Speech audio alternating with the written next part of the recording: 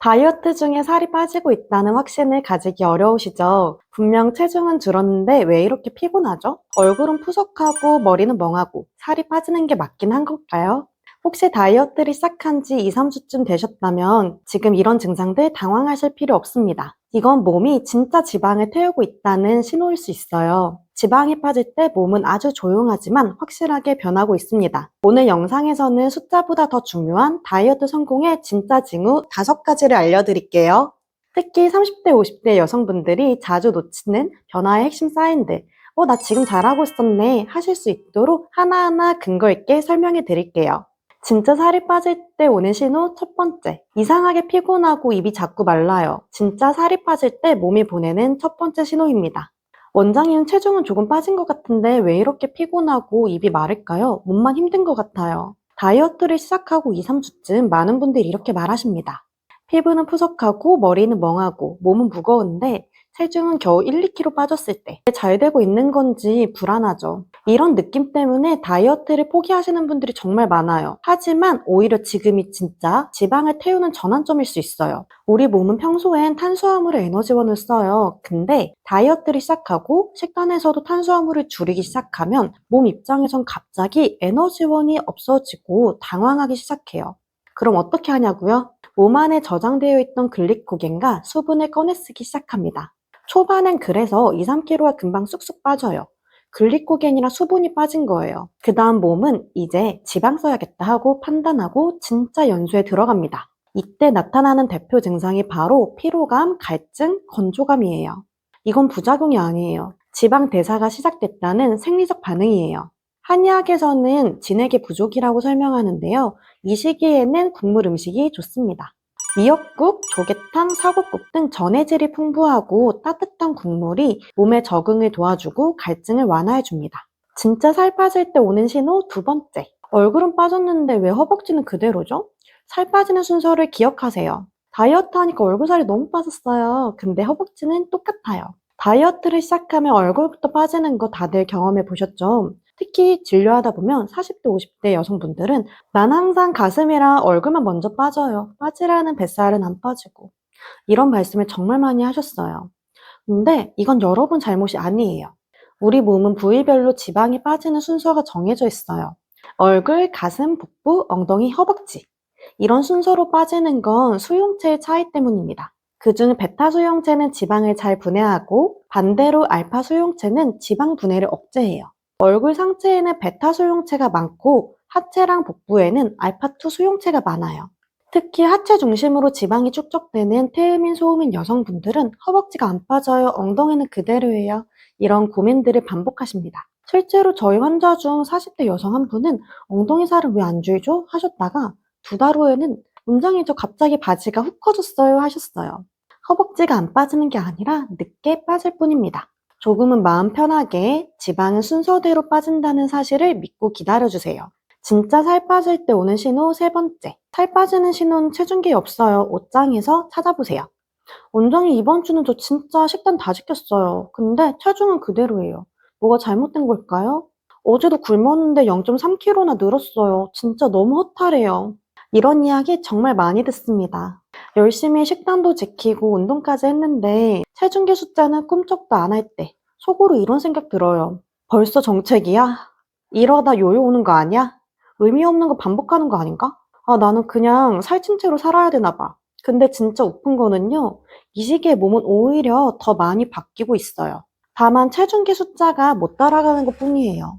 우리가 다이어트 하면서 가장 많이 자주 보는 게 뭘까요?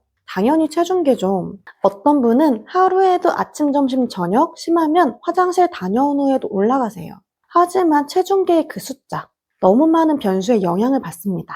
수분, 생리주기, 운동하고 부종, 심지어 잠을 얼마나 잤는지까지도요. 그래서 저는 환자분들께 이렇게 말씀드려요. 체중계보단 옷장을 보세요. 신축성 없는 옷 하나 기준으로 정해두세요. 예전에 입었던 바지, 정장 바지, 출근할 때 자주 입던 스키니, 뭐든 좋아요. 그리고 2주 간격으로 입어보세요. 허리, 엉덩이, 허벅지 핏이 바뀌는 게 느껴진다면 그건 지방이 진짜로 줄어들고 있다는 결정적인 증거입니다. 저희 50대 여성 환자분 이야기예요. 15년 전에 결혼식 하객용으로 샀던 원피스를 이번에 꺼내 입고 사진까지 찍어봤어요. 그 사진을 보여주시면서 활짝 웃으셨을 때 그분은 이미 숫자 이상의 성취를 이루신 거예요. 눈바디도 좋지만 핏은 말 안 듣는 체중계 대신에 몸이 직접 알려주는 피드백이에요.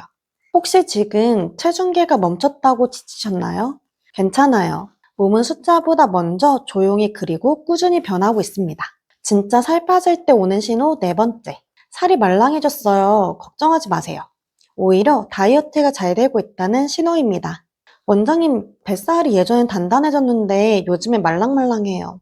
근육이 빠진 걸까요? 많은 분들이 이 변화를 처음 경험할 때 당황하세요. 왠지 지방이 늘어진 것 같고 피부가 축 처진 느낌이 들어서 내가 지금 잘못된 방향으로 가고 있는 건가? 혹시 근육이 빠진 건가? 하고 걱정하시죠. 하지만 이건 정상적인 체지방 감량 과정에서 나타나는 아주 좋은 신호예요. 지방은 처음엔 피부 아래에 단단하게 쌓여 있어요. 그래서 손으로 만지면 탱탱하거나 묵직한 느낌이 나요. 그런데 지방이 분해되기 시작하면 두께가 얇아지고 지방층과 근육 사이의 경계가 생기면서 손으로 잡히는 살이 말랑하고 유연하게 느껴집니다.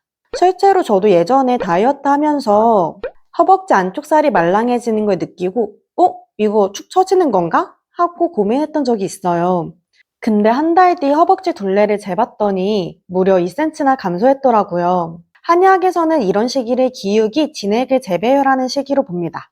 말하자면 지방을 걷어내고 새로운 균형을 잡아가는 중이에요. 그래서 피부가 일시적으로 탄력이 떨어진 것처럼 느껴질 수 있지만 시간이 지나면 대부분 자연스럽게 회복됩니다. 이때 필요한 건 두 가지예요. 중간 강도의 순환 운동, 단백질이랑 수분 섭취. 이건 피부 탄력 회복을 도와주고 지방 연소를 더욱 가속화해줍니다. 환자분들은 이 시점에서 정말 빠지는구나 하고 다시 열심히 해야지 하며 처음 다짐을 되새기고 의욕적으로 하시는 분들도 많아요. 이 말랑함은 무너지는 게 아니라 지방이 정리되고 있다는 신호예요. 지금 잘하고 계신 겁니다. 진짜 살 빠질 때 오는 신호 다섯 번째. 다이어트 하면서 통증이 줄어들고 있다? 몸의 지방량이 줄어들고 있다는 신호입니다. 예전엔 조금만 걸어도 무릎이 욱신거렸는데요. 근데 요즘에 그냥 덜 아파요. 왜죠? 이런 질문들 저는 정말로 반갑게 들어요. 왜냐하면 통증이 줄어드는 거는 지방이 빠지고 있다는 가장 확실한 증거 중 하나예요.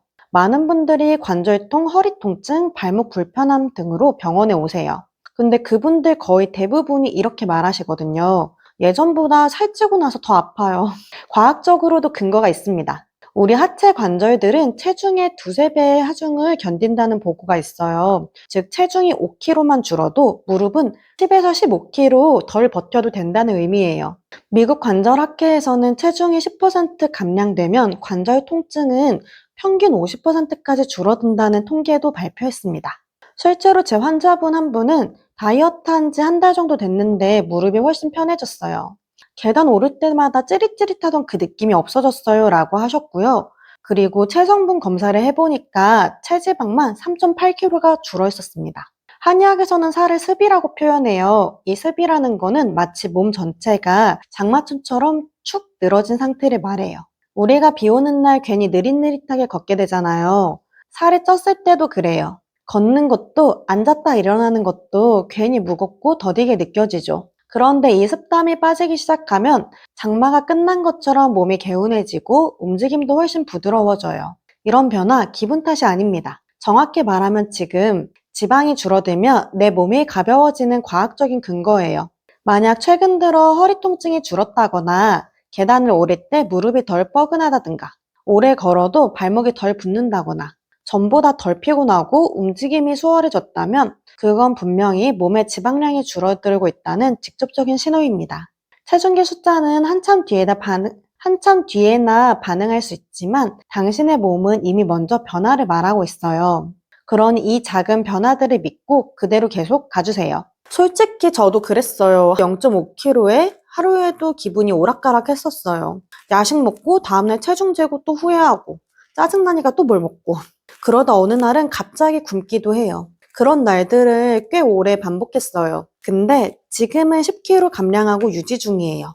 물론 지금도 숫자를 아예 신경 안 쓰진 않아요. 하지만 그 숫자 하나에 흔들리지 않으려고 매일 연습 중이에요. 그러다 어느 순간부터 내가 내 몸을 어떻게 대하느냐가 더 중요하다는 걸 느끼게 됐어요. 체중계 숫자보다 오늘 내가 덜 피곤한지, 옷이 편해졌는지, 기분이 나아졌는지를 먼저 보게 되더라고요. 그리고 그런 작은 변화들에 스스로 잘했어 라고 말해주는 연습.